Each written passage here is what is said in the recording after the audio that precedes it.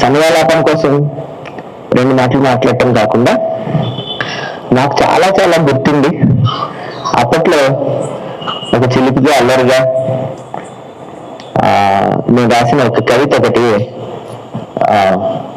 నాకు ఇప్పుడు గుర్తొచ్చింది. అది నేను ఊరికే ప్రస్తావిస్తాను, దాన్ని నేను చెప్పను. కానీ నెలకోసారి నేను తప్పు చేస్తాను అని ఒక పోయిం రాశాను. చాలా అప్రిసియేషన్స్ వచ్చినాయి.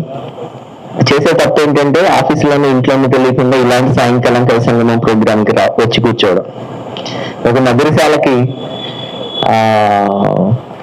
ఈ చాలా ఆసక్తిగా జీవితం మొత్తం తాగుడు తప్ప ఇంకొకటి లెక్కలేనంత ఉన్నదంత వ్యక్తి ఎలా అయితే వెళ్తాడో అలాంటి సాయంత్రాలు ఎన్నో రుచి చూసిన అనుభవం కొద్దీ నేను ఆ కవిత రాశాను. ఎందుకో ఈ చల్లటి సాయంత్రం నాకు అది గుర్తొచ్చింది. తర్వాత కాశీగాడు అనుకుంటా తప్పు చేద్దాం రండి అంటూ ఒక ప్రత్యేకమైన సరదాగాను ఈ ప్రోగ్రామ్ కందరిని ఇన్వైట్ చేసేవాడు. 2-3 సందర్భాల్లోనూ యాకూబ్ భయ్య కూడా చురకలు అందించాడు. ఏంటో ఇంత మంచి కార్యక్రమానికి తప్పు చేద్దాం రండి అని పిలవడం ఏంటి అని. సో అదంతా కూడా ఈ రకంగా నా దృష్టిలో నేను ఉత్సాహంగా పాల్గొన్న పర్టికులర్ పీరియడ్ లో ఉన్న ఒక స్వర్ణయుగపు తాలూకు ఛాయలు నాకు గుర్తున్నాయి. అందుకని ఇవాళ ఈ సందర్భాన్ని నేను గుర్తు చేసుకున్నాను. ఓవర్ టు యాకూబ్ భయ్య. కార్యక్రమాన్ని మొదలు పెట్టుకుందాం.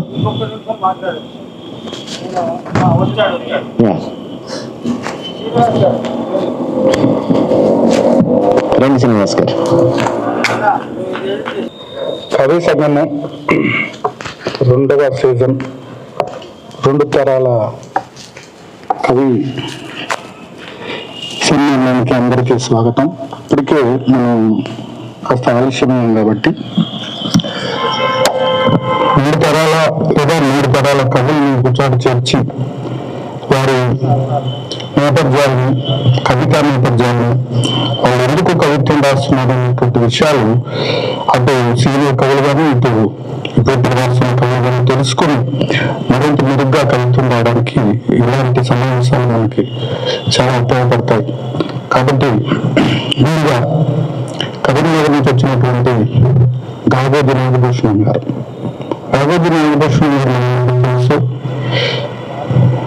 సార్, మీరు వెళ్ళి ఆయన చక్కటి కవిత్వం రాస్తారు, చక్కగా పాట పాడతారు. సీనియర్ కవి నాకు తెలిసి నా ముందు తరం సీనియర్ కవి. ఆయన మట్టి సరిగమలు అనే పుస్తకం, కవితా సంగతి, తర్వాత ప్రాణగతమైనటువంటి మరొక అద్భుతమైనటువంటి కవితా సంగతిని తీసుకొచ్చారు. ఆయనకి స్వాగతం. ఇక ఉద్రాజు ప్రవీణ్ కుమార్ గారు, ఆయన నాతో పాటు బహుశా రాస్తున్న కవి, చాలా ఒదిగి ఉండేటువంటి కవి, కవిత్వంలో చదవగిపోయేటువంటి కవి కూడా. ఆయన కూడా దుఃఖానంతర దృశ్యం అనేటువంటి చాలా మంచి కవితా సంపుటి, ఆ తర్వాత పరావలమైనటువంటి మరొక కవితా సంపుటిని తెచ్చారు. ఆయన కూడా స్వాగతం కవి సమయానికి. ఆ తర్వాత వర్ధమాన కవయిత్రి లహరి ఈ మధ్య మనకి వినిపిస్తున్నటువంటి పేరు. ఆ అమ్మాయి ఇటీవల చక్కగా కవిత్వం రాసే ప్రయత్నం చేస్తుంది. ఆయన కూడా 3 పుస్తకాలు ఇప్పటికే తెచ్చింది. అక్షరమైనటువంటి ఒకటి కవితా సంపుటి, 2వది మానవుల తీరామైనటువంటి మానవులు, 3వది స్పర్శలేని శిలం ఇటీవల ఒక కవితా సంపుటిని ఆవిష్కరించింది. ఆవిడకి కూడా స్వాగతం. మానవుల తీరామ కవితా సంపుటికి ఒక అవార్డు, జయప్రద అవార్డు వచ్చింది. అందరికి కూడా శుభాకాంక్షలు కవి సంఘం తరపున. అట్లాగే యువకుల్లో చాలా గొప్పగా కృషి చేసినటువంటి మరొక కవి పేర్లరాము. కేవలం కవిత్వమే కాదు, చాలా అద్భుతమైనటువంటి కవిత్వానికి పోస్టర్లు డిజైన్ చేసేటువంటి ఒక అద్భుతమైన కళాకారుడు కూడా. అంటే కవిత్వానికి వన్న తెచ్చేటువంటి ఒక చిత్రం కలిపినటువంటి ఒక పోస్టర్ చాలా అందంగా ఉంటుంది. అదే పొడుగు కవితలు కాదు, కానీ స్ట్రైకింగ్ గా ఉన్నటువంటి పదాలకి సూటిగా ఒక చిత్రం జత చేయటం కవిత్వాన్ని చాలా దగ్గర చేస్తుంది. సో పిల్లలను కూడా స్వాగతం చెప్తున్నాను. ఈ తర్వాత కార్యక్రమం సరే అండి. అసలు యువ రచయిత్రులు మర్చిపోయింది. శ్రావణి, ఎర్రగడ్డ శ్రావణి అన్ని విద్యార్థి అన్నం చూస్తే చాలా సంతోషంగా ఉంది. ఈ వయసు నుంచి కూడా కవిత్వం కథలు రావడం అది భలే అనిపిస్తుంది మనకి. అమ్మాయి ఇప్పటికే నిద్ర ముచ్చట్లు అనేటువంటి కవితలు కథలతో కూడా ఒక పుస్తకం తీసుకొచ్చింది. ఆ అమ్మాయి కవిత్వం కూడా నేను వినాలని ఎదురుతున్నాను. ఈ తర్వాత కార్యక్రమాన్ని కొనసాగించవలసిందిగా. సరే సార్, మీరే కొనసాగించాలా? మిత్రులారా నమస్కారం. ఇందాక యశస్వి సతీష్ మాట్లాడుతుంటే దేవులంత ఆనందం వేసింది. ఇప్పుడు శ్రీనివాస్ గౌడ్ చాలా ప్రామినెంట్ కవి ఇక్కడ అందరినీ ఆహ్వానిస్తుంటే సంతోషం వేసింది. ఈ 5 కవుల చేత కవిత్వం ఇక్కడ ఈ సాయంత్రం పూట చదివించడము లేదా సీనియర్ కవి చేత తన అనుభవాన్ని వినిపింపజేయడం వెనుక ఉద్దేశం ఏంటంటే ఎప్పటికప్పుడు కవిత్వ వాతావరణాన్ని నిత్యనూతనంగా ఉంచటం, ఒక తరం నుంచి మరొక తరానికి వాళ్ళ పైకి 3 తరం యొక్క అనుభవాన్ని కింది తరం దాకా ఇటువంటి కార్యక్రమాల ద్వారా చేరవేయడం, సోషల్ మీడియా తర్వాత ప్రసార మాధ్యమైన యూట్యూబ్లు వంటి వాటిలలో వీటన్నిటిని స్టోర్ చేయడం భవిష్యత్తు తరాలకు, ఇవన్నీ మనసులో పెట్టుకొని కవి సంఘం కవిత్వం ఎక్కడ ఉంటే ఆ సమాజం గొప్పగా ఉంటుంది అంటారు. కవిత్వము అనేక నమస్కారం తెలియజేస్తూ మిత్రులారా, కవి సంగమం చరిత్రలో, సాహిత్య చరిత్రలో తనకంటూ ఒక గొప్ప స్థానాన్ని పదిలపరుచుకున్నటువంటి, సాహిత్య రంగంలో ఒక గుణాత్మకమైన మార్పుకు దోహదకారిగా నిలిచినటువంటి కవి సంగమం ఇవాళ వేలాది మంది, వందలాది మంది కవులుగా ప్రేరణ పొందితే వేలాది మంది కవులు, వందలాది మంది దీని గురువు కింద కవులుగా రూపాంతరం చెందితే వేలాది మంది కవులు ఈ స్ఫూర్తితో కవి సంగమంతో అనుసంధానంలో ఉన్నారు. ఇది మామూలుగా ఒక రోజుతో గడిచింది కాదు. యాకూబన్న ఒక గొప్ప సైనిక కవాతు నిర్వహిస్తున్నారు, సాహిత్య సైనిక కవాతు నిర్వహిస్తున్నారు ఇక్కడ. మరి కవి సంగమం చేస్తున్న పని చరిత్రలో కాలానుగతంగా జరుగుతున్నటువంటి అనేక పరిణామాలను చూసినప్పుడు వాటన్నిటి నేపథ్యంలో కవి ఎక్కడ నిలబడాలి, కవి దృక్పథం ఏమిటి, కవి ఏం రాయాలి, ఎలా రాయాలి, ఎవరి కోసం రాయాలన్న ఒక నిబద్ధతతో, ఒక అంతర్చేతనతో ఇవాళ కదలడానికి పరిమితిగా నిలిచింది కవి సంగమం. ఒకవైపు కవి సంగమం, అట్లాగే కరీంనగర్లో తెలంగాణ రచయితల వేదిక ఆధ్వర్యంలో ప్రతి నెల 9 నాడు జరుగుతూ ఎన్నీల ముచ్చట్లు ఒకటి జరుగుతుంది. తెలుగు సాహిత్యంలో అందరికీ సుపరిచితంగా గురించి ఇవాళ కూడా 148వ ఎన్నీల ముచ్చట్లు అక్కడ జరుగుతా ఉందండి. దాదాపుగా 12 సంవత్సరాలకు పైగా నిరంతరాయంగా కొనసాగుతున్న సాహిత్య కార్యక్రమం ఎన్నీల ముచ్చట్లు. ఆ ఎన్నీల ముచ్చట్ల గడువు కింద కూడాను యువకులందరూ అరంగేట్రం చేసిన తర్వాత వాళ్ళు పుస్తకాలు వేసుకోవడం, వివిధ పురస్కారాలు పొందడం, ఇలా సాహిత్యంలో తమకంటూ ఒక ప్రత్యేకతను సంపాదించుకుంటున్న సందర్భం ఒకటి చూస్తా ఉన్నాం. మిత్రులారా, యావత్ భారతదేశాన్ని, మన తెలంగాణని గమనించినప్పుడు, చరిత్ర, వర్తమానం, భవిష్యత్తును బేరీజు వేసుకున్నప్పుడు కవులే లేకుంటే కవులు ఏం చేస్తారన్న దానికి నిర్వచనం శివారెడ్డి గారు ఇచ్చారు.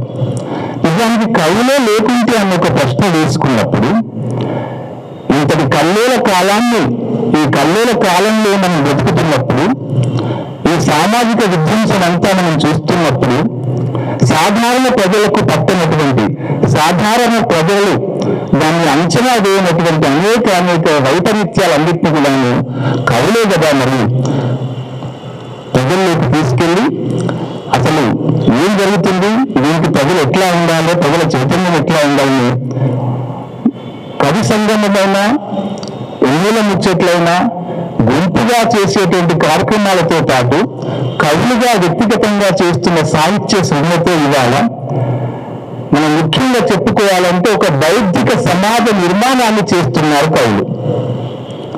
ఆ బౌద్ధిక నిర్మాణమే లేకుంటే గనక పాలకులు స్వాభావికంగా చేసేటువంటి అనేక దౌర్జన్యాలు అందామా, వైపరీత్యాలు అందామా, స్వార్థం అందామా, ఏ పేరుతో చెప్పినా కూడా స్వాభావికంగా పాలకులు చేసేటువంటి ఈ అరాచకాలైన అన్యాయాలైన అన్నిటినీ ఎదిరించేది కవులే కాబట్టి ఆ కవులు నిర్మించేటువంటి ఈ బౌద్ధిక సమాజం యొక్క చలనాలన్నీ కూడా మన సమాజాన్ని ప్రభావితం చేస్తాయి కాబట్టి కవులు లేని సమాజాన్ని మనం ఊహించగలం మిత్రులారా. ఇది ఇట్లాగే కొనసాగుతుంటే చరిత్రలోకి వెళ్తే కనుక మనం ఒక భూస్వామ్య పడవ నీడలో తెలంగాణ విలవిల్లాడిన సందర్భం లోపల ఈ మట్టి మీద బలంతో ప్రజల వైపు నిలిచినటువంటి వాళ్ళందరూ కనుక లేకుంటే కనుక ఈ దోపిడికి పీడనకు వ్యతిరేకంగా ఉద్యమాలు కొనసాగిన సందర్భాన్ని కూడా మనం చరిత్రలో చూసేది కాదు. మనకు తెలిసిన విషయమే, సాహిత్యము ఉద్యమాలు పరస్పర పూరకంగా కొనసాగుతున్న సందర్భం లోపల తెలంగాణ సాయుధ రైతాంగ పోరాటం నుంచి మొదలుకుంటే, తెలంగాణ విప్లవోద్యమాల నుంచి మొదలుకుంటే, నిన్నగాక మొన్న జరిగినటువంటి తెలంగాణ ప్రత్యేక రాష్ట్ర సాధనోద్యమం వరకు తీసుకుంటే కనుక కవుల పాత్ర ఏమిటో మనతో పాటు ప్రజలందరికీ తెలిసిందే. ఆ చైతన్యంలో లేకుంటే కనుక మొత్తం భారతదేశంలో గమనిస్తే కనుక తెలంగాణలో ఉన్నటువంటి ఒక బౌద్ధిక చైతన్యం అనేది చాలా గొప్పగా ఉంటుంది మిగతా వాటితో పోల్చుకున్నప్పుడు. అది అందరికీ తెలిసిన విషయం. అది ఎలా జరిగింది అంటే ఆనాటి నుంచి చరిత్రలోంచి ఇప్పుడు వర్తమానంలోకి వచ్చిన క్రమం లోపల ఒక వీరుడు నేల కొరుగుతూ ఇంకొకరికి ఆయుధాన్ని అందించినట్టుగా కవులు కూడాను ఒక తరాన్ని నుంచి యాకుడని చెప్తా ఉంది, ఒక తరాన్ని నుంచి ఇంకో తరానికి ఆ చైతన్యాన్ని అందించడం వల్ల ఇట్లాంటి సమాజం రూపకల్పన జరిగింది. అందుకే ఇవల్ల తెలంగాణలో పాలకులు కూడాను అక్షరానికి భయపడేటువంటి ఒక సందర్భం వచ్చింది. అది ఎట్లా వచ్చింది అని చెప్పంటే నిరంతరం కొనసాగినటువంటి ఈ సమ్మేళన ద్వారా, ఈ సమన్వయం ద్వారా, ఈ సామూహిక చైతన్యం ద్వారా అలా వచ్చిందని నేను భావిస్తాను. ఇకపోతే మిత్రులారా, నిజానికి ఇది ఇలాగే కొనసాగాలి కూడాను. ఒకవైపు కులం మన మెడ మీద కత్తులు మోసి కత్తులతో కొట్టుకలు వేస్తున్న సందర్భాన్ని చూస్తా ఉన్నాం. మతం సృష్టించినటువంటి మారణ హోమాన్ని చూస్తా ఉన్నాం. ఆర్థిక సామాజిక రాజకీయ సంక్షోభాల నేపథ్యం లోపల ఏం జరుగుతుందో చూస్తున్న క్రమం లోపల ఈ చైతన్యం ఇలాగే కొనసాగాల్సిన అవసరం మిత్రులారా. దానికోసం అందరం కూడాను బుద్ధిజీవులుగా మనం అంతా ఆలోచించాల్సిన అవసరం ఉంది. 30 ఏళ్ల నా ఉద్యమ జీవితంలో అటు తెలంగాణ ఉద్యమం, ఇటు సాహిత్యోద్యమంలో నేను నిరంతరాయంగా ఎన్నడూ కూడాను అలసట లేకుండా నేను ఉద్యమాలతో కొనసాగుతూనే ఉన్నాను. అలా ఆ ఉద్యమాలే లేకుంటే కనుక నా చలనానికి, నా చైతన్యానికి అర్థం లేకపోయేది, పరమార్థం లేకపోయేది. నేను ఇకపోతే నా వ్యక్తిగతంగా నా గురించి పరిచయం చేసుకోవాలంటే, నేను పుట్టింది జగిత్యాల గడ్డ మీద పుట్టాను. నేను నిజం చెప్పాలంటే నా ఉనికికి మనికికి కారణమైనటువంటి మా అమ్మకు నేను సలాం చెప్పుకోవాలి ఫస్ట్. అలాగే నన్ను కవిగా మలిచిన నాకు, నా లోపల ఆలోచనలు ఇచ్చిన నా కళ్ళుల కాలానికి సలాం చెప్పుకోవాలి. నాలో తొలిగా వర్గ స్వభావాన్ని, వర్గ దృక్పథాన్ని పసితనంలోనే మొదటి అక్షరాలుగా, బీజాక్షరాలుగా దిద్దించిన జగిత్యాల జైత్ర యాత్రకు నేను చెప్పుకోవాలి సలాం. అంతకు మించి నేను నన్ను కవిత్వంలోకి ప్రవేశించడానికి ప్రధాన కారకుడైనటువంటి వ్యక్తి అలిశెట్టి ప్రభాకర్. ఆ అక్షరాలకు నేను సలాం చెప్పుకోవాలి. అలిశెట్టి ప్రభాకర్తో ఉన్నటువంటి సాన్నిహిత్యం పిల్లవాడిగా అంటే స్టూడెంట్గా ఉన్న సమయంలో అతనితో కలిసి నడుస్తున్న క్రమం లోపల ఉద్యమాలతో మమేకమైన సందర్భంలో ఆయన కవిత్వ పాదాలని గోడ మీద జాజుతో నినాదాలుగా రాసినటువంటి స్థాయి నుంచి కవిత్వ మెయిన్ స్ట్రీమ్ లోకి వచ్చి ఉద్యమాలే భాగస్వామ్యమై ఇప్పటిదాకా కొనసాగుతున్నానంటే ఆ ఉద్యమాల చైతన్యం, ఆ ప్రభావం నన్ను ఇక్కడి దాకా తీసుకొచ్చింది మిత్రులారా. నిజానికి నేను రెగ్యులర్ చదువుకుంది 7వ తరగతి వరకు మాత్రమే. కేవలం 7వ తరగతి వరకు మాత్రమే నేను రెగ్యులర్గా స్కూల్కి వెళ్ళి చదువుకున్నాను. 8, 9, 10 హై స్కూల్కి వెళ్ళిన తర్వాత అక్కడ ప్రభావాల చేత ఎప్పుడు బడికి వెళ్లకుండా గొడవలు, కొట్లాటలు ఇవన్నీ జరిగితే తర్వాత అక్కడ కొనసాగినటువంటి చుట్టూ ఎటు చూసిన భూస్వామ్య దోపిడి పడగ విప్పి విషలు కొడుతున్న సమయం లోపల మాలాంటి యువకులందరి లోపల కూడా ఒక ప్రశ్న, సమాజ స్వరూపం ఎలా ఉంది, అసలు ఏంటి దీనికి కారణమైనటువంటి ఒక బౌద్ధిక తాత్విక ప్రశ్న రేకెత్తిన క్రమంలోంచి నేను ఉద్యమాలకు దగ్గరై ఉద్యమాల్లో భాగస్వామిగా మారి ఆ చైతన్యంతో క్రమక్రమంగా సాహిత్యంలోకి వచ్చి నాదైనటువంటి సాహిత్య దృక్పథాన్ని ఏర్పాటు చేసుకోవడానికి ఆస్కారం ఇచ్చింది జగిత్యాల పోరాటాలు. ముందుగా ఏదో నేను గాయకుడిగా ఆ పాటలు ఈ పాటలు పాడుకుంటున్నాను. నన్ను ఉద్యమాల్లోకి ఎలా తీసుకువెళ్తారన్న విషయం మనందరికీ తెలిసిందే. క్యాడర్ని ఎలా తీసుకుంటారు ఉద్యమాల్లోకి అనే విషయం ఇక్కడ ఉన్న అందరికీ తెలిసిందే. మొట్టమొదటిసారి ఒకసారి ఏం చేశాడు, ఒక మిత్రుడు పార్టీతోటి అనుసంధానమైన వ్యక్తుల్ని అక్కడ తీసుకెళ్ళాడు, ఒక హాస్టల్లోకి తీసుకెళ్ళి తమ్ముడు బాగా పాటలు పాడతాడు అని చెప్తే వాళ్ళు నేను అడిగారు, ఏం పాట పాడతాను అంటే పాట పాడాలంటే శివరంజని నవరాగిని అని పాట పాడాను. ఓకే, ఇంకా అన్ని పాటలు పాడుచుకున్నాను, నాకు తెలిసిన అదే కాబట్టి మొత్తం సినిమా పాటలన్నీ పాడాను. తమ్ముడు బాగుంది, గొంతు బాగుంది, చాలా బాగా పాడుతున్నావు నువ్వు, రేపు మళ్ళీ ఒక్కసారి రాని ఇక్కడికి మనం కలిసి మాట్లాడుకుందామంటే ఖచ్చితంగా కలిసి నిజానికి విద్యార్థి ఉన్న దశ మళ్ళీ తెల్లవారు వెళ్ళాను ఆసక్తిగా. అప్పుడు ఉద్యమంలో భాగస్వామిగా ఉన్నటువంటి గాయకులు ఉన్నారు అక్కడ. అప్పుడు బాడిన పాటలు విన్న తర్వాత ఆ పాటలన్నీ విన్న తర్వాత తమ్ముడు పాట వింటే మనం పాడుకోవాల్సిన పాట అది కాదు, మనం ప్రజల కోసం పాడుకోవాల్సిన పాటలు ఇవి అని చెప్పి విప్లవోద్యమంలో కొనసాగుతున్న గాయకులు పాడిన పాటలను విన్న తర్వాత మరో ప్రపంచం నా కళ్ళ ముందు కదలాడి వాళ్ళతో క్రమంగా ఒక ఆకర్షణకు లేని అటువైపు అడుగులు వేయడం జరిగింది. నా చిన్నప్పుడే నేను 4-5 ఏళ్ల వయసులో ఉన్నప్పుడే మా నాన్న చనిపోయాడు. కటిక దరిద్రం నుంచి నేను ఎదుగుతున్న క్రమం లోపల మా నాన్న చనిపోయినప్పుడు 8 మంది అన్నదమ్ములు ఉన్నా కూడాను దహనం చేయడానికి చిల్లి గవ్వ లేకుంటే సాయంత్రం దాకా చీకటి పడుతున్న కాలం దాకా ఆ శవాన్ని అక్కడ పెట్టుకుంటే పక్కనున్న వ్యాపారవేత్తలు వైశ్యులందరూ వచ్చి తలా కొంత చందాలు ఇస్తే ఆ శవాన్ని దహనం చేసిన దృశ్యాన్ని చూసిన తర్వాత ఆ పసితనంలో కలిసి నది లోపల నన్ను ఒక విపరీతమైన సంఘర్షణకు గురి చేసిన తర్వాత ఆ ఉద్యమాలు నాకు ఒక దారి దీపంగా పనిచేశాయి. బహుశా తొట్టిదలనాల లోపల ఏ కార్యకర్త అయినా ఉద్యమాలకు వెళ్ళినప్పుడు ఆ భావజాలం తెలుసో, ఆ సైద్ధాంతిక అవగాహన ఉందో, లోతైన సైద్ధాంతిక అవగాహన ఉందో వెళ్ళిన వాళ్ళు ఎవరు ఉండకపోవచ్చు. వాటికి ఆకర్షితులై ఉస్మానియా యూనివర్సిటీ నుంచో లేదా ఆర్ఎస్ నుంచో వెళ్ళిన వాళ్ళు లేదా హైదరాబాద్ ప్రాంతంలో ఉన్న సెంట్రల్ కమిటీ వరకు వెళ్ళినటువంటి విద్యార్థులు వాళ్లకు సైద్ధాంతిక అవగాహన ఉంది. నిజానికి ఒక మెడిసిన్ చేస్తున్న వ్యక్తి, ఒక ఇంజనీరింగ్ చేస్తున్న వ్యక్తి వాటిని వదిలేసి తృణప్రాయంగా వదిలేసి ఆ ఉద్యమంలోకి వెళ్ళాడంటే ఆ ఉద్యమాలకు ఉన్నటువంటి ఆ సైద్ధాంతిక అవగాహన వాళ్ళకుంది. నిజానికి వాళ్ళకి అట్లాంటి ఇన్పుట్స్ కూడా ఇచ్చారు. కానీ నాలాంటి వాళ్ళకి ఏంటంటే, నాలాంటి వేలాది మందికి కేవలం వాళ్ళ జీవిత నేపథ్యం, వాళ్ళు బతుకుతున్నటువంటి పరిస్థితులు, భౌతిక ఆర్థిక పరిస్థితుల నేపథ్యంలోంచి ఆ వేదన నుంచి, ఆ స్ట్రగుల్ నుంచి, ఆ పెయిన్ నుంచి మాత్రమే ఉద్యమాలకు దగ్గరైనటువంటి వేలాది మంది కార్యకర్తలు అందులో ఒకరిని.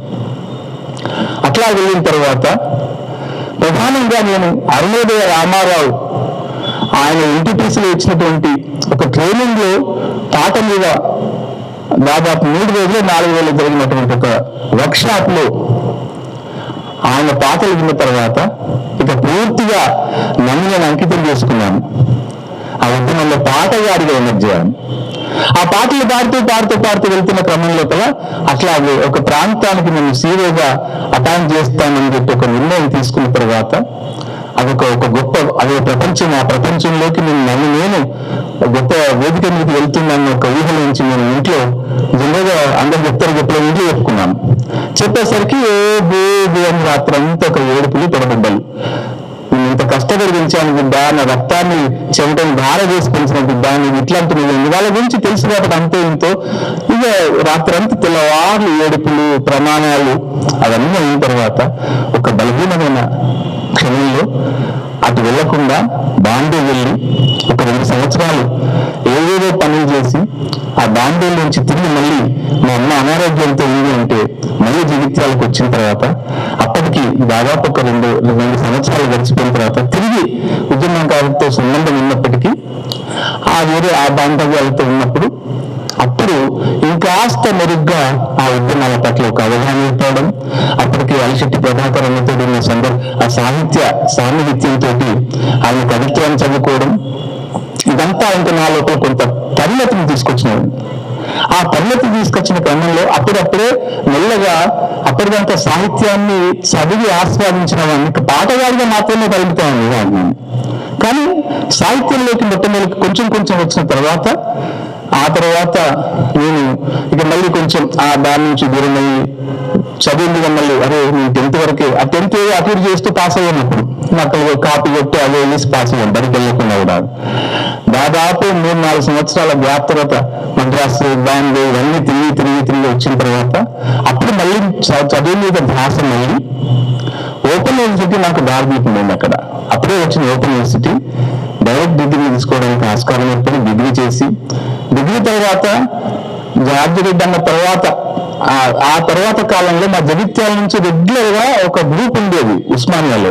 వాళ్ళు ఎప్పుడు కూడా కమిటెడ్ గా చదువుతూ ఎప్పుడు గ్రూప్ 2 కానీ తర్వాత గ్రూప్ 3 కానీ ఇట్లాంటి ఎగ్జామ్స్ లో ఉద్యోగాలు సంపాదించుకునే గ్రూప్ ఉండేది. వాళ్ళ దగ్గరికి వెళ్ళినప్పుడు అది ఒక మామూలుగా ఉస్మానియా యూనివర్సిటీ చూడగానే అది ఒక అద్భుతమైన ప్రపంచం. అబ్బా వాళ్ళు అక్కడ చెట్ల కింద కూర్చొని చాయ్ దాక్కుంటా, 1 రోజు చాయ్ దాక్కుంటా, ఒక సిగరెట్ ని 10 మంది రౌండ్ చేసుకుంటూ దాక్కుంటా అట్లా వాళ్ళు గడుపుతున్న క్షణాలన్నీ నా లోపల అది ఒక అద్భుతమైన ప్రపంచం. అది చదివితే కనుక ఉస్మానియా చదవాలి ఎంత బాగుంటుంది ఒక డ్రీమ్ ఉండేది.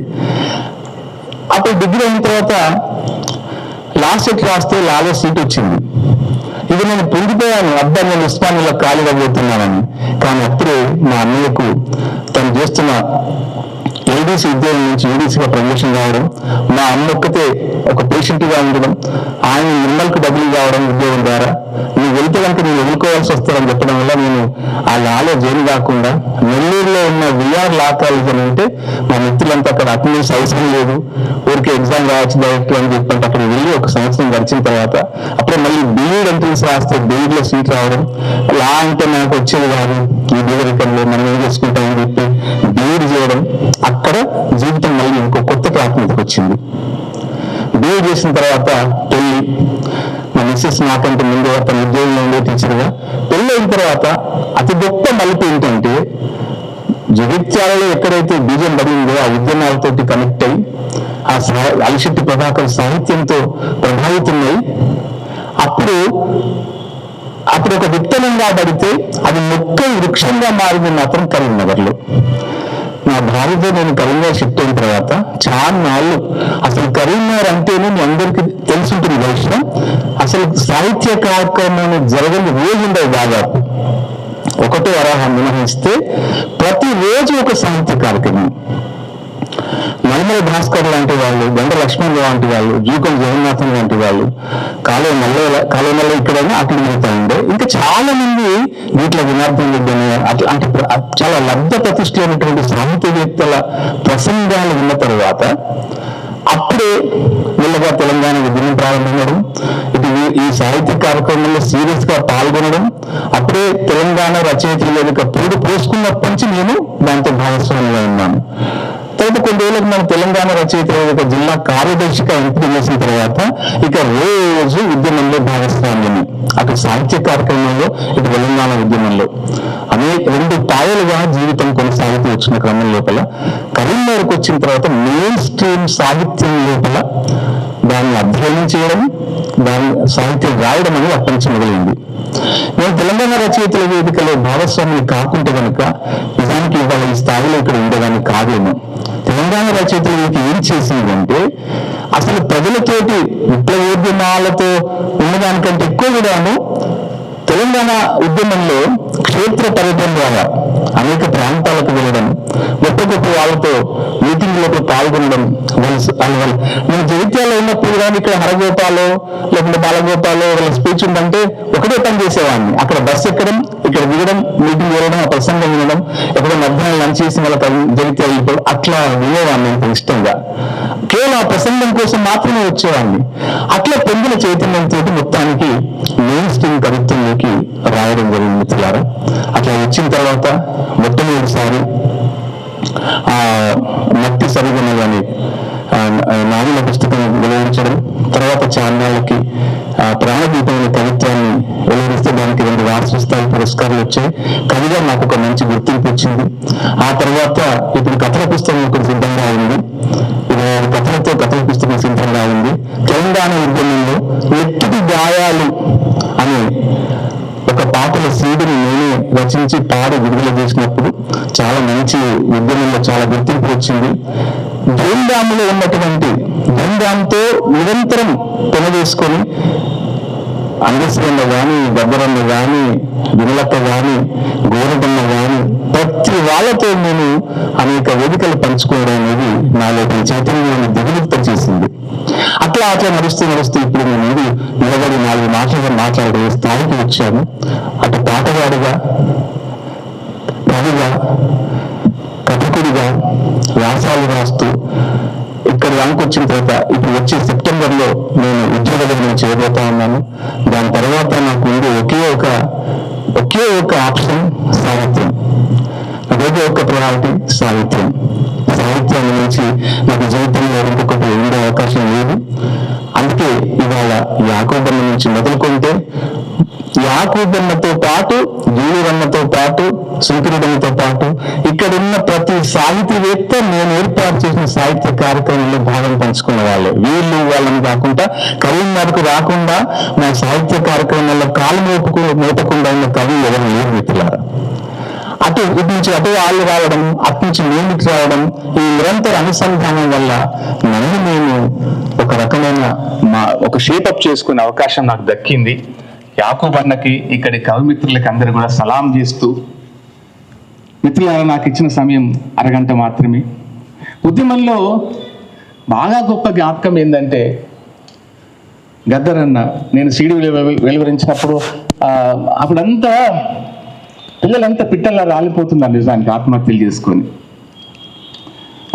గోదావరికంలో సదాశివుడి పేరు మీద అవార్డు ఇస్తున్నప్పుడు ఇక్కడ నుంచి జూలూరన్న, తర్వాత అలాగే వీళ్ళు వచ్చారు. ఇక్కడ నుంచి వచ్చినప్పుడు పోతా ఉంటే దేశపతి శ్రీనివాస్ తిరుగు ప్రయాణంలో కారులో దేశపతి ఒక మాట అన్నాడు, అన్న మనం పిల్లల దగ్గరికి వెళ్ళి యూనివర్సిటీలలో, కాలేజీలలో మనం మాట్లాడినటువంటి, ప్రేరేపించినటువంటి ఉద్యోగ పరిశీలన మాటలతో వాళ్ళ పిల్లలంతా పెద్దగా రాలిపోతున్నారు, ఆత్మహత్య చేసుకున్నారు కదా. ఆ ఆత్మహత్యను ఉద్యోగం ఒక పాట మంచిది కావాలని అని చెప్పింది. చెప్పగానే నాకు ఎందుకు అది నిజంగా మనసులో కలిసి వేసింది. 12 గంటలకు 10:30కు ఇంటికి వచ్చాను, స్నానం చేసి కూర్చున్నాను. నిజంగానే అందరు జ్ఞాపకం వస్తున్నారు. నిజం కదా, ఎవరి కోసం రేపటి తెలంగాణ అని చెప్పి వచ్చినప్పుడు తెల్లారిసరికి ఒక పాట రాసుకున్నాను. వయస్సు బిడ్డలారో విలువైన ప్రాణాల నిలువెత్తు త్యాగాలు ఎందుకయ్యో, కన్నవారికి కడుపు కోటలు వద్దురయ్యో,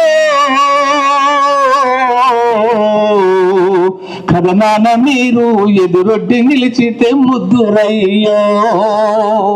సందమామ లాంటి మోములు, సుక్కలంటి చిరునవ్వులు, కళ్ళల్లో సూర్యుని కాంతులు, మీరు కదిలేటి చైతన్య దీప్తులు.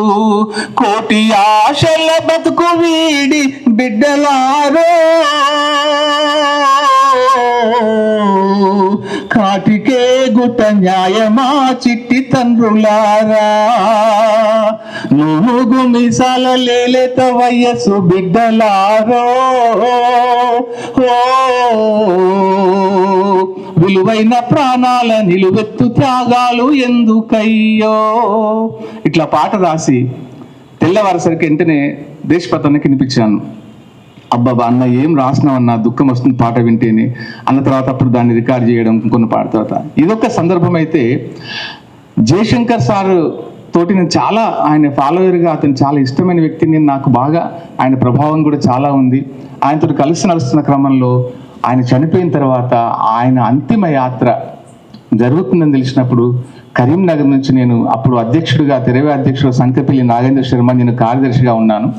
బండి తీసుకుని వచ్చిన తర్వాత నాకు ఒకటి అక్కడ హన్మకొండ చౌరస్తాలో ఛాయ్ తాగుతుంటే నాకు అనిపించింది, సార్ మీద పాట పాడి అంతిమ యాత్రలో పాడాలి ఎలాగైనా. అది నేను పదిలపరుచుకున్న ఒక జ్ఞాపకం, విషాదమైనా సరే ఒక జ్ఞాపకం అని చెప్పి అనుకొని అప్పటికప్పుడు ఆ హోటల్లో కూర్చొని ఒక పాట రాసి ఆ అంతిమ యాత్రలో దాంతో ఆ జీప్తో పాటు నడుస్తూ నేను ఒక పాట పాడుకున్నాను. మాట మూగబోయింది నేడు, పోరు బాట సడలి తడబడింది చూడు. మాట మూగబోయింది నేడు, తెలంగాణ తల్లి పొగిలి తల్లడిల్లెనా, తెలంగాణ తల్లి పొగిలి తల్లడిల్లెనా. పల్లె పల్లెలో శోకం వెల్లువెత్తెనా, మాట మూగబోయింది నేడు. దశాబ్దాల పీడనపై సమర శంఖమూది, దగా పడిన జనావళిని జాగృత పరచి, ప్రతి మదిలో తెలంగాణ సోయిని పెంచి, ప్రజా ఉద్యమాల పోరు జెండాగా ఎగిసిన మాట మూగబోయింది నేడు. ఇలా పాట రాసుకొని ఆ అంతిమ యాత్రలో పాడుకోవడం అనేది ఒక మర్చిపోయినటువంటి జ్ఞాపకం. ఇట్లా ఉద్యమ సందర్భంలో ఇలా అనేక పాటగా, కవితగా, కథగా కొనసాగుతున్న సందర్భం లోపల మరి నాకు ఇచ్చిన సమయం గుర్తు చేసుకోవడానికి వస్తుండేమన్నా. సరే, ఓకే. నిజానికి ఇది ఒడవని ముచ్చటే, ఎవరికైనా, అందరికీ, మనకే కాదు, ఒడవని ముచ్చటిని. ఇకపోతే నా కవిత్వంలోకి వస్తే, మీరు పర్మిషన్ ఇస్తే ఎన్ని చదవమంటే అన్ని చదువుతాను. అంతే అన్న, అందుకే అన్న ఎన్ని సభలు నిర్వహించిన వాడిగా బాధ నాకు తెలుసు, అందుకే అసలే పరీక్ష పెట్టాను. ఈ మధ్యన ఆంధ్రజ్యోతి వివిధలో రీసెంట్గా వచ్చిన ఒక కవిత చదువుతాను. ఇది మత సామరస్యాన్ని గురించి, మతోన్మాదం పెచ్చిమిరుతున్నటువంటి సందర్భంలో రాసినటువంటి కవిత. ఎంత రాసుకున్నా కూడాను మనకు నిజంగా ఇంకా రాయాల్సింది ఎంతో మిగిలి ఉంటుంది. శీర్షిక ఈ నదిని దాటాలి. ఇది రక్త నది, ఋతువు ఏదైనా ఎండిపోని రుధిర ఝరి, విశ్వాసాలు విఘాతాలై విచ్చుకుంటున్న కత్తుల విన్యాసంలో కుత్తుకలు తెగి వెల్లువెత్తుతున్న ఆగని నెత్తుటి ప్రవాహాల తడి. దీని పుట్టుక ఏ పర్వత సానువుల్లోనో కాదు, పరాయి నీడను పరగ నీడగా తలచే అసహన అరాచక ఆలోచనల సుడుల్లో. ఈ నదిని దాటాలి, రక్తపు జాడలు లేని దరిని చేరాలి. మతాలు మానవత్వపు తడిలేని మరీచికలు, మనుషులను విడదీసి ఆడించే మాయా జలతారు తెరలు, అధికార దండానికై ఆరాటపడే దండ నాయకుల దహన క్రీడలో గుండెల్లో గుణపాలు దించుకుంటున్న గుళ్ళు మసీదులు. మనిషి రంగు రుచి వాసన మతమే అయ్యి వికర్షిత ధృవాలై విస్ఫోటిస్తున్న విపత్కర కాలం. ఎండి ఎడారై పొడిబారిన ఏ ఎదలోనూ చిగురించని ప్రేమ మొలకలు. గుహలు వీడి గహనాంతర గండాలు దాటి నడిచిన నాగరికత దారుల్లో ఉన్మాద ఉత్పాతాలను ఎదిరించి నిర్మించిన లౌకిక సౌధాలను సమాధి చేసే వ్యతిరిక్త వ్యూహాలు. ఇది హృదయాలను అంటుకట్టాల్సిన సమయం. ఇది హృదయాలను అంటుకట్టాల్సిన సమయం. సామరస్య సహజీవన నినాద సందర్భం. మాటలు నేర్వక ముందు, మతం వాసన పీల్చక ముందు, ఆకలికి అమ్మ చన్ను అన్నమై చప్పరించిన చనుబాల తీపిని తలుచుకుంటే మానవ సమూహాల సమైక్య జాడలు తడితడిగా తగులుతాయి. మక్సద్ అలగ్ అలగ్. అప్పుడు నినాదం ఇచ్చాడు, కులగణన చేద్దామంటే, బీసీ గణన చేద్దామంటే వద్దు అని మనం సబ్ ఏఖై అన్నాడు అప్పుడు పెద్ద మనిషి. అప్పుడు రాసిన కవిత ఇది. మక్సద్ అలగ్ అలగ్ మగర్ अब हम सब मकसद अलग अलग मगर हम भी यही बोलेंगे एक है तो సేఫ్ है. వెలివాడలు అగ్రహారాల మధ్య రాకపోకల రహదారులేయాలి. మందిర్ మస్జిదులు అలైబలై తీసుకోవాలి. బతుకమ్మ సద్దులు బక్రీద్ ఖీర్లు చర్చిలో కలిసి పంచుకోవాలి. ఏక్ హై తో సేఫ్ హై హమ్ ఏక్ హీ రహెంగే. ఇది అప్పుడు రాసిన కవిత. అట్లాగే మన సాయిబాబా విడుదలైనప్పుడు, సాయిబాబా లాస్ట్ కవిత చెప్తున్నా. సాయిబాబా జైల్లో ఉన్నప్పుడు రాశాను. వాళ్ళ అమ్మ చనిపోయినప్పుడు అతన్ని కడసారి చూపుకు నిరాకరించినప్పుడు రాశాను. సాయిబాబా మీద 4 కవితలు రాశాను. మొన్న లాస్ట్గా జైలు నుంచి వస్తున్నప్పుడు ఆ సంతోషాన్ని పట్టలేక రాసిన కవిత ఇది. జైలు గోడలు దాటి శీర్షిక. వంచితుల వాక్కువైనందుకే సత్యాన్ని సమాధి చేయాలని తరగతి గదిలోంచి నిన్ను చీకటి గుహలోకి బదిలీ చేశారు. కానీ సత్యం కూడా శక్తి నిత్యత్వ నియమమేనని కాలం మరోమారు నిరూపించింది. దేహం అచేతనత్వ గేహమైన గాయాలను కానుకిచ్చిన కాఠిన్యులు, అడుగు కదపజాలని అతి సున్నితునికి అందాసెల్ ఓ అనకొండ కౌగిలి, అసహన శక్తుల ఆజ్ఞల అగ్ని పరీక్షలో ఫినిక్స్ లాగా పైకెగిరిన పునరుజ్జీవుడవు నీవు. ఈ దేశపు మానవ హక్కుల ప్రతీకవై ప్రపంచ యవనికపై ప్రదర్శితమైన పరిహాస ప్రయోగానివి నువ్వు. ఏం చేయగలిగింది నిన్ను రాజ్యం? కనురెప్పలు దాటనీయకుండా కొన్ని కలల్ని కత్తిరించింది. మూడువారిన నిన్ను చిగురింపజేస్తున్న వాత్సల్యపు వసంతకం. మూడువారిన నిన్ను చిగురింపజేస్తున్న వాత్సల్యపు వసంతానికి బలవంతపు శిశిరాన్ని బహూకరించింది. విలువైన నీ జీవన వృక్షపు కొమ్మల్ని కొన్నిటిని కొట్టివేయగలిగింది. భుజాలపై మోసి అక్షరాలకు చేరువ చేసిన అమ్మ ఆఖరి చూపుకు అడ్డుగోడై నిలిచింది. పేగుబంధాల పెనుగులాటలో పెంజీకట్లు పరిచింది. నిషీధిని వెక్కిరించిన ఋషితత్వం నీది. నిజాయితీని కత్తి మునపై మోపిన సాహసం నీ ఆశయానిది. నిన్ను వాడిపోనీయకుండా తలా చెంబెడు కర్ణ జలాలు పోసి కాపాడుకున్న సమాజ చలనాల సమిష్టి విజయం నీ విడుదల. కదలిక లేని నీ పాదాలు నిరంకుశ చట్టాలను తొక్కుకుంటూ వేచి ఉన్న వేల కరచాలనాల కోసం విముక్తి గీతాలు ఆలపిస్తూ వస్తున్నావు. రా, చావును నిరాకరించిన నిశ్శబ్ద యుద్ధ వీరుడా. రా, చావును నిరాకరించిన నిశ్శబ్ద యుద్ధ వీరుడా. నియంతలు నిర్మూలించలేనిది, నిర్బంధాలు నిరోధించజాలనిది సత్యం ఒక్కటేనన్న సందేశాన్ని మోసుకుంటూ జైలు గోడల నుండి జన సమూహంలోకి వీల్ చైర్పై విస్ఫులింగ దృశ్యమై రా. థ్యాంక్ యూ మిత్రులారా, ఇంతసేపు విన్నందుకు మీ అందరికీ ధన్యవాదాలు.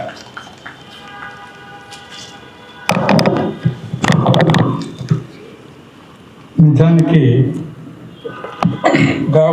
గాగోజన్కి గంట పైన ఇచ్చినా కానీ సమయం చాలదు. అన్నకి మనతో మాట్లాడుతూ తను పుట్టినటువంటి జగిత్యాల గడ్డకి సలాం చేస్తున్నాడు. అలాగే ఆయన అపార అనుభవాన్ని, తన కవితా నేపథ్యాన్ని, తన పాటల ప్రయాణాన్ని మనతో పంచుకున్నందుకు కూడా ఆయన కవి సంఘం తరపున సలాం చేస్తున్నాం. థ్యాంక్స్ అన్న. అలాగే తర్వాత బుద్ధరాజు ప్రవీణ్ కుమార్ అన్నని కూడా సమయాన్ని దృష్టిలో పెట్టుకొని తన కవితా నేపథ్యాన్ని వివరించవలసినగా కోరుతున్నాను. మేము వరద బాధితులం కావద్దనే కోరుకుంటున్నాం. అందరికీ నమస్కారం. నా పేరు బుద్ధరాజు ప్రవీణ్ కుమార్. మాది ఉమ్మడి వరంగల్ జిల్లా, ప్రస్తుతం మహబూబాబాద్ జిల్లా ఇనుగుర్తి గ్రామం. ఈ కవి సంగమం వేదిక నేను పంచుకోవడం రెండవసారి. గతంలో ఊరూరా కవి సంఘంలో మహబూబాద్లో ఒకసారి పంచుకున్నాను. ఇప్పుడు నేను డైరెక్ట్గా కవిత్వమే చదువుతాను. లేనితనం.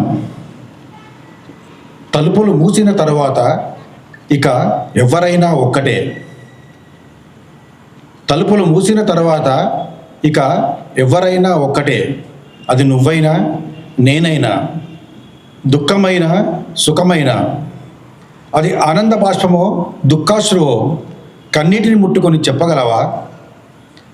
పూలు పుప్పడిని వదిలి కాగితాలు అక్షరాలను మింగి కిటికీలు చీకటిని కప్పుకున్నాక నీవు వేల ముఖాలతో ముక్కలవుతుంటే నేను శూన్యాన్ని చప్పరించలేక తెగిన మణికట్టునై కమ్ముకున్నాను. నీ మాటలకు నేను స్తూపంగా నిర్మితమయ్యాను. నీవు మట్టికి చెట్టుకి మధ్య బంధాన్ని తెంపి తెగిన మబ్బు తునికల మీదుగా జారుకున్నావు. ఇక తలుపులు మూసిన తర్వాత చడి లేదు, చప్పుడు లేదు. సీసాలు ఉన్నవి కానీ మాయల మాంత్రికుని బిరడాలు లేవు.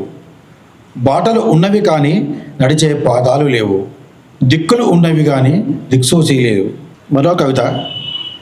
గుడ్డి చూపు. ఆలోచనలు గుడ్డివైనందుకు శ్వేతపత్రం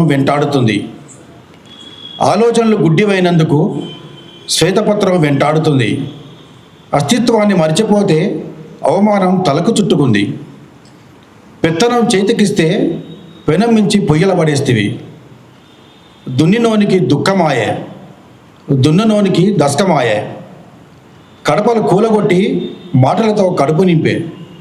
పేరుకు పెద్దరికం కడుపు చించుకుంటే కాళ్ళ మీద పడే. తెలంగాణ జాతిపితను మీ ఎజెండా కింద కప్పి ఉద్యమంలో లేనోడు ఊరేగుతుండని ఉగ్రశేఖర్లై ఊగిపోతున్నారు. తెలంగాణ ఇప్పుడు సెంటిమెంటుకు మండదు, మొసలి కన్నీటిని నమ్మదు. అధికారం శేషతల్పం, అహంకారం తలకెక్కితే అది కొండ చెలువవుతుంది. మనల్ని హెచ్చరించేవాడు చివరి వరకు మనమిత్రుడే. చేతులు కాలిన తర్వాత కూడా ఆకులు పట్టుకోకుంటే ఎలా? మన మీద రాయి విసరాలనుకునే వాడికి కనురెప్పలు ఎప్పటికీ ఉండవు. మన పల్లకి మోస్తున్న బోయిలో తెలంగాణ ద్రోహులెందరూ.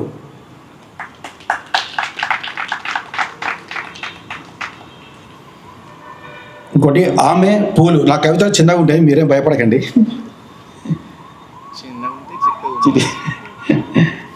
ఆమె పూలు శీర్షిక. సువాసనల బుట్ట విప్పుతున్న చిరునవ్వు, చుట్టూ పూల బుట్టలు, తను మధ్యలో మానవ పువ్వై పరిమళిస్తున్న సమయం.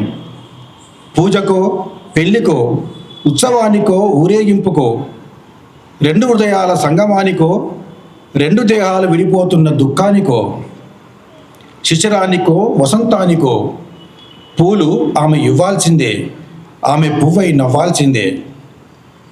పరిమళంగా, మరింత పవిత్రంగా. అమ్మకం రోజు ఒక యుద్ధమే.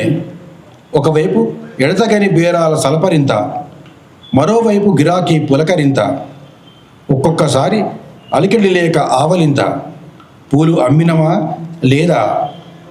అమ్మకుంటే ఆ రోజుకు ఆమె నిలువెత్తు వాడిన పూలదండ. అమ్మకుంటే ఆ రోజుకు ఆమె నిలువెత్తు వాడిన పూలదండ. వానకు తడిసిన పువ్వై, చలికాలపు మలి సంజ వేళ చీకటి పువ్వై, ఎండవేడికి పొద్దున్నే వాడిన పువ్వై, ఆమె పువ్వుకు పైసల లెక్కై, సాయంత్రానికి అప్పుల కిస్తీ అయి, ఖాళీ పూల బుట్టల మధ్య ఆఖరి క్షణానికి రాలిన పూల రెమ్మల్లో ఆమె. శీర్షిక మంట. చుక్కలు తెగి రాలిపడినప్పుడు ఇంద్రధనుసును కలగన్నాం. చుక్కలు తెగి రాలినప్పుడు ఇంద్రధనుసును కలగన్నాం. అస్తిత్వాన్ని మరిచిపోయినప్పుడు ఆత్మగౌరవాన్ని తట్టి లేపినాం. హక్కులు నీటి మూటలై అధికారంలో వాటా వెక్కిరించినప్పుడు ఉద్యమాలై ఊరేగినం. యుద్ధం ఎప్పుడూ చివరిది కాదు, మనం నడిచే దారి మాత్రమే చివరిదవుతుంది. చేప గాలానికి చిక్కినట్టే చిక్కి జారుకున్నట్టు కాలం జరిగిపోయింది. మనకు భయం శత్రువుతో కాదు, మనతోనే మనకు భయం. నడక పరుగులా మారుతుందనుకుంటే తాబేలై కూచుంది. నిజం సమాధుల మీద అబద్ధాల పూలు పూసాయి. రంగులు వెలిసిపోతున్న వర్తమానం, హంగులు ఆర్భాటాలు నిజమే అనుకుంటున్న అమాయకత్వం. ఎరుపు వెలిసి కాషాయమై కమండలంలోకి దూరింది. మనుదర్వం ఒక ఎగతాళి నవ్వు నవ్వి అడుగు ముందుకేసింది. కాగిత పువ్వులే పరిమళిస్తాయని, ఎండమావులే దాహం తీరుస్తాయని అవకాశవాదం హద్దులు చెరుపుకొని ప్రకటిస్తున్నది. ఇప్పుడు ఇక్కడి నేల మట్టి కాదు, నీటికి తడి లేదు, నిప్పు మాత్రం మండుతూనే ఉంది.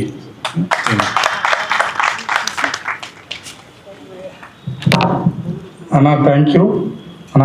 కవితా వర్షానికి పైన నిజంగా వర్షం అడ్డం పడుతుంది, క్షమించాలి. నిజానికి చాలాసేపు ఈ కవిత్వం వినాలని తెలుసుకోవాలని ఉంది మాకు.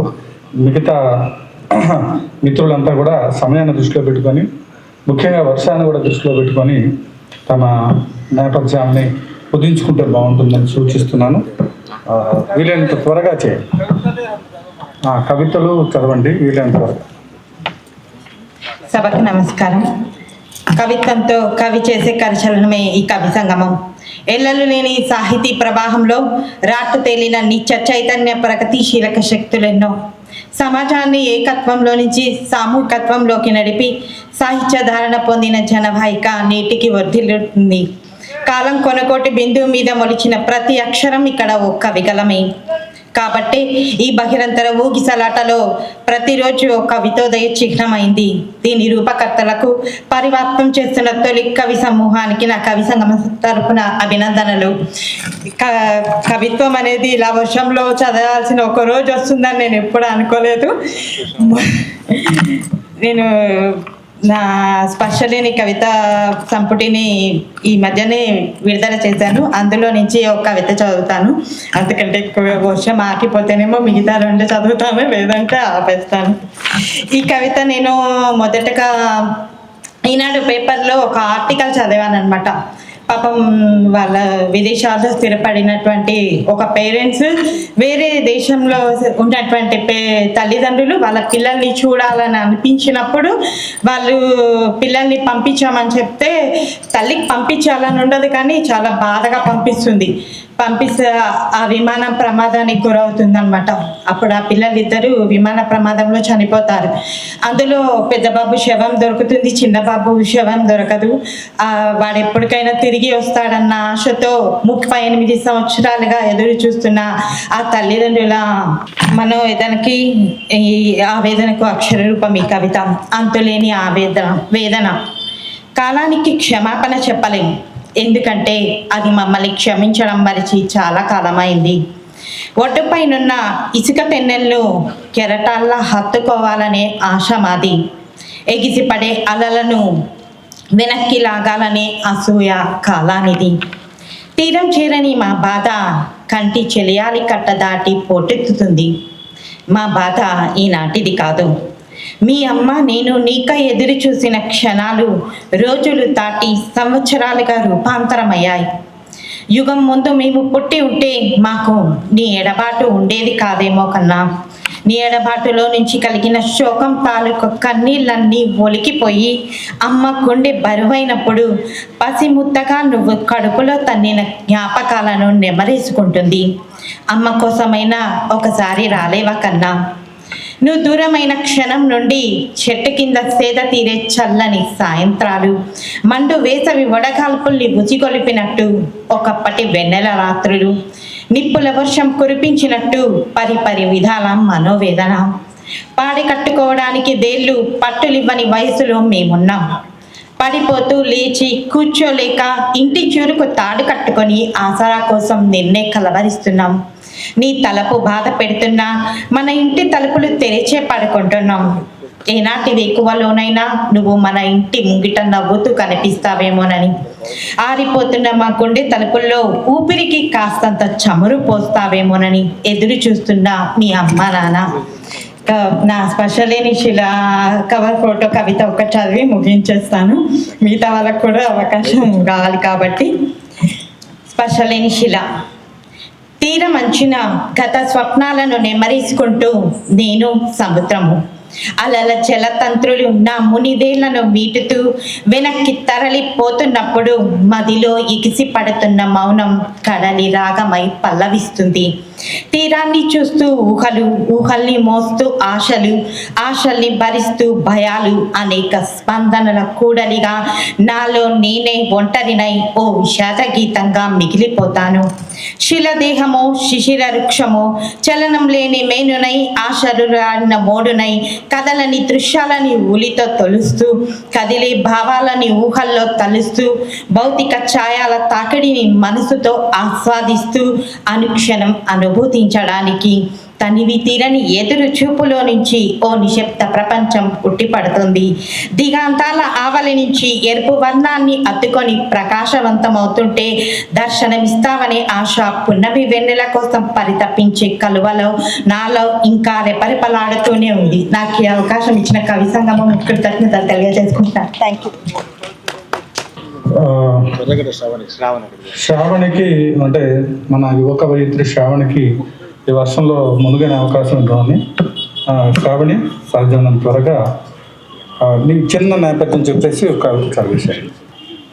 గౌరవనీయుల పెద్దలందరికీ నమస్కారం. నాకు ఇక్కడ ఈ స్టేజ్ పైన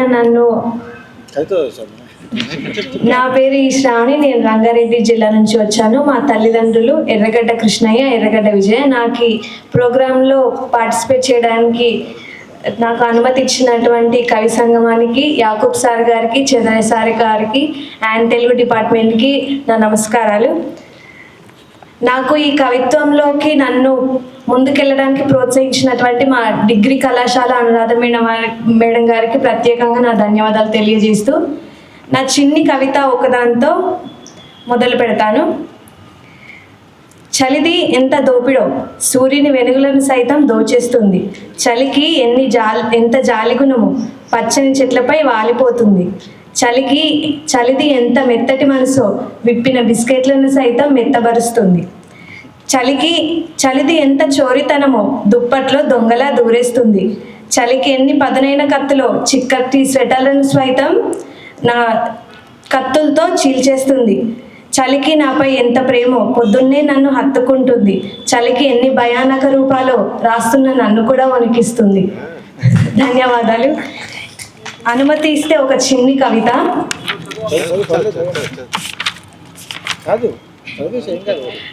ఇది ఒక తెల్ల కాగితం. జీవితం అంతా ఓ తెల్ల కాగితం అయితే బాగుండు, నన్ను నేను మళ్ళీ రాసుకుంటాను. అనుభవించిన బాధలు, కష్టాలు, కన్నీళ్లు లేని జీవితాన్ని రాసుకుంటాను. అలా ఎన్నో తెల్ల కాగితాలు నల్లబడ్డాయి. జీవితం అంటే ఇంతేనే అని నేర్పించాయి. అన్నింటినీ దాటుకుంటూ బ్రతకమన్నాయి. ఓ తెల్ల కాగితంలో నల్లబడిన నా జీవితం. ధన్యవాదాలు. ఇంతటి గొప్ప అవకాశం ఇచ్చిన అందరికీ ధన్యవాదాలు. ఇలా మీ ప్రోత్సాహం ఉంటే ఇంకా ముందుకు ఎదుగుతాం. ధన్యవాదాలు సార్. జీవితము తెల్ల కాగితము, అవకాశం ఉంటే మళ్ళీ రాసుకుంటాను అనే వాక్యం చాలా గొప్పగా స్ట్రైకింగ్గా ఉంది. అమ్మాయికి మంచి భవిష్యత్తు ఉందని నేను అనుకుంటున్నాను. కానీ ఈ సమయం లేకపోవటం వల్ల ఎక్కువ కవితలు చదవలేకపోతుంది. పేర్లరాము యువ కవి మిత్రుడు, ఆయన కవిత్వం చదవాల్సిందిగా. నేపథ్యం వర్షం కొద్దిగా తగ్గింది కాబట్టి ఆయన నేపథ్యం కూడా చెప్పవలసింది. పట్టలేదు సాధ్యమైనంత వరకు లాస్ట్ కాబట్టి. ధన్యవాదాలు సార్. నా అస్తిత్వం మట్టి, అమ్మా నాయనల శ్రమనే నన్ను ఇక్కడ నిలబెట్టింది. 10వ తరగతిలో అలిశెట్టి ప్రభాకర్ నగర గీతం అనే పాఠమే ఈరోజు నన్ను ఇక్కడ కవిత్వం చదివించేలా చేసిందని నేను గర్వంగా చెప్పుకుంటున్నాను. నేను ఇక్కడ దాకా వచ్చానంటే నాలాంటి బాధలు, నాలాంటి జీవితం ఉన్న వాళ్ళంతా ఇక్కడ నిలబడి కవిత్వం చదువుతున్నట్టుగానే నేను భావిస్తున్నాను. నేను మొదటి నుంచి ప్రభుత్వ బడిలోనే చదువుకున్నాను. ప్రభుత్వ డిగ్రీ కాలేజీలు, ఇంటర్ కాలేజీలు, డిగ్రీ కాలేజీలు. ప్రస్తుతం కూడా జేఏసి మసబ్ ట్యాంక్ బీఈడి కాలేజీలో బీఈడి చేస్తున్నాను ఇప్పుడు ప్రస్తుతానికి. అదే దారిలో నాకు ఎదురైనటువంటి మనుషులు, కవులు, వీళ్ళందరికీ ప్రత్యేకంగా ధన్యవాదాలు తెలియజేసుకుంటూ కవితను చదవడం మొదలు పెడతాను. కవిత పేరు 2 ఆకాశాలు. కాలం ఎంత దర్జాగా గాయాలను భుజాలేసుకొని పరిగెత్తుతుంది. నేలెంత పచ్చి నొప్పులతో మోస్తూ ప్రేమగా నిలబడగలుగుతుంది. మబ్బుల్ని చూసావా, బాధల్ని మోస్తున్నా అందంగానే దిగుతున్నాయి. కానీ నా లాంటోళ్ళంతా ఈ బాధల బాయిలోనే నానుతున్నారు ఎందుకో, ఈ కన్నీళ్ల తాళకే కట్టేయబడుతున్నారు ఎందుకో. పుట్టెడు ఆలోచన సలపరింతల్లో చదువుకు పోతే ఇంటికి రాలేను, ఇంటికి పోతే చదువుకు రాలేను, రెక్కలున్నా 2 చోట్ల వాలలేను. ఎటు పోదామన్నా ఈ పైసల ముళ్ళ కంపల్ని దాటలేక ఏడుపు వస్తుంది. ఎటు పోదామన్నా ఈ పైసల ముళ్ళ కంపల్ని దాటలేక ఏడుపు వస్తుంది. ఏ దారిలో అడిగేద్దామన్నా రూపాయి బుసలు బుసలు కొడుతుంది. అమ్మ దుఃఖపు సంచి, నాయన బాధల గోడు, పంట చేతికి చిక్కని రూపాయి బిళ్ళ, అప్పులు గుండె మీద ఎక్కిన రోగి బిడ్డ. పాలోడు పడిగాపులు కాస్తుంటాడు, కూలోడు కుతకుత ఉడుకుతుంటాడు, అప్పులోడు నిప్పులా మండుతుంటాడు. తెచ్చుకున్న మహిళా సంఘంలో నెల నెల ఇంటి ముందే కూర్చుంటాడు. వాయిదా సబ్బులోడు బండియాలను కొడుతుంటాడు. దాచుకున్న 100 రూపాయల నోటు ఒకటి బయటకు తీద్దామంటే భయం జ్వరబడుతుంది. ఇంతలో పరీక్ష ఫీజు అనే మెసేజ్ నిలువెత్తు మనిషిని తడిపేస్తుంది. నిజంలో నిజం ఒప్పుకోక తప్పదు. ఎవరో ఆకాశం ఒక్కటే అని నవ్వుతున్నారు. మనిషికి 2 ఆకాశాలు ఉంటాయి. బయటకు కనపడే ఆకాశమే కాదు, లోన దాగిన ఆకాశం కూడా. ఇంకొక పోయము. పువ్వుల ద్వేషం. పూలను ఇష్టపడండి కానీ అన్ని పూలు పరిమళాన్ని ఇవ్వవు. పూలను ప్రేమించండి కానీ అన్ని పూలు ప్రేమను చూపించవు. అన్నిసార్లు పూలు సున్నితమైనవే అనుకోమాకండి. పూల చాటుగా పరిమళాలకు బదులు పడిగలున్నాయి.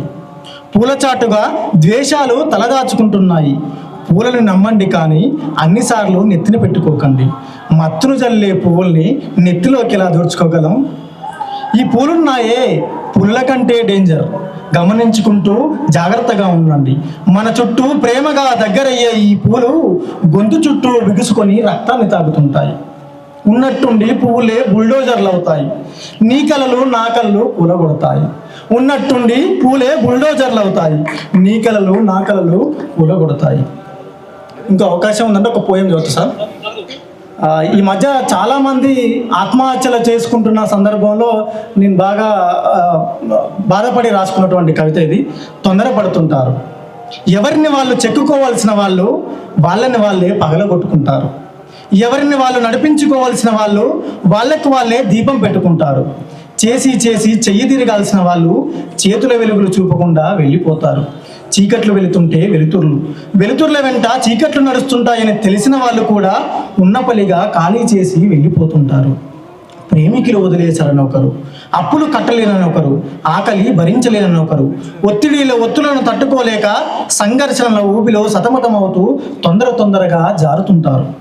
మార్కు మిస్ అయిపోతే, ఉద్యోగం దగ్గరికి వచ్చిపోతే జీవితం పుట్టుక్కున పగిలి మండుతున్నట్లు ఎవరు చెప్పారు?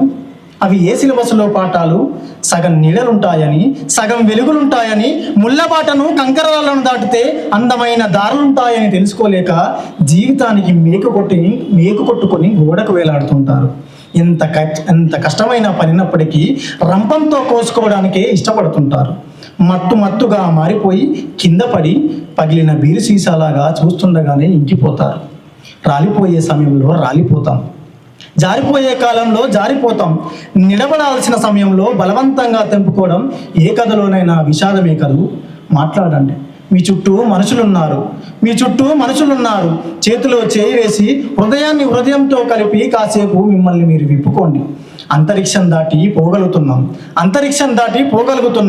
చిన్న తెరలను దాటలేమా? ఒడుపు తెలియాలి కానీ ఈ గాయాల రోడ్డును క్రాస్ చేయడం ఏమంత పని కాదు. ఒక మనిషి ఖాళీతనాన్ని మరొక మనిషి పూడ్చలేడు. మనుషులు విలువైన వస్తువుల కన్నా అత్యంత విలువైన వాళ్ళు. Thank you. చాలా అద్భుతమైన కవితతోటి ఈ సమావేశం మనం ముగుస్తున్నాం. ఎన్నో విలువైన వస్తువులతో పాటు దానికంటే కూడా చాలా విలువైనటువంటి మనుషులు అని చెప్పి ఆత్మహత్యల్ని చేసుకోవద్దనేటువంటి పేర్లరాము అద్భుతమైన కవిత్వంతో సమావేశం మనం ముగుస్తున్నాం. సో కవి సంగమం నిర్వహించేటువంటి ఈ 2 తరాల కవి సంగమం ద్వారా మనం తెలుసుకుంటుంది ఏంటంటే అద్భుతమైనటువంటి అనుభవం నుంచి మనం ఆవేశపూరితమైనటువంటి కవిత్వం దాకా మనం ఒక వేదిక కల్పించాలి, కానీ మన కవిత్వాన్ని తరం నుంచి తరానికి మనం తీసుకెళ్ళవచ్చు, తరం నుంచి తరానికి మనం కవిత్వాన్ని సాహిత్యాన్ని కాపాడుకోవచ్చని ఇలాంటి వేదికలు నిరూపిస్తున్నాయి. ఈ సమావేశాలు నిర్వహిస్తున్నటువంటి కవి సంగమం నిర్వాహకుల యాకబ్ గారికి ధన్యవాదాలు చెప్తూ, ఇప్పుడు మన కవి మిత్రులందరికీ కూడా చందు శివన్న మన college Nizam college Telugu department assistant professor, ఆయన వాళ్ళందరినీ కూడా చిన్న సత్కారం చేస్తారు.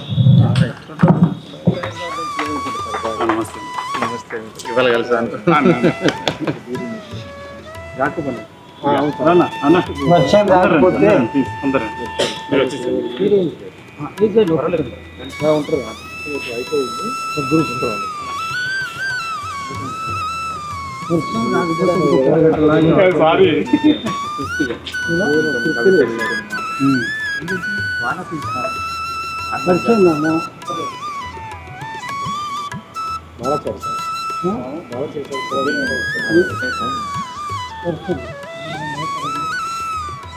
ఈసారి నుంచి రెండు యువకులు గురించి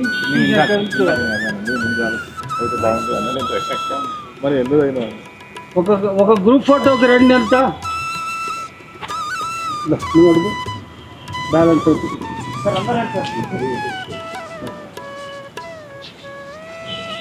తొందర పెడుతున్నాము అని అనుకోకండి. సార్ బాగుందా అన్న? ఫోటోలు రెండన్నా వర్షం రాకపోతే కొద్దిసేపు కూర్చునేవాళ్ళం మనం.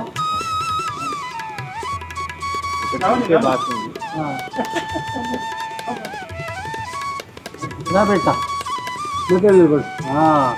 జయ హో కవిత్వం, జయ హో కవిత్వం, జయ హో కవిత్వం, వర్ధిల్లాలి కవిత్వం, వర్ధిల్లాలి కవిత్వం, వర్ధిల్లాలి కవిత్వం.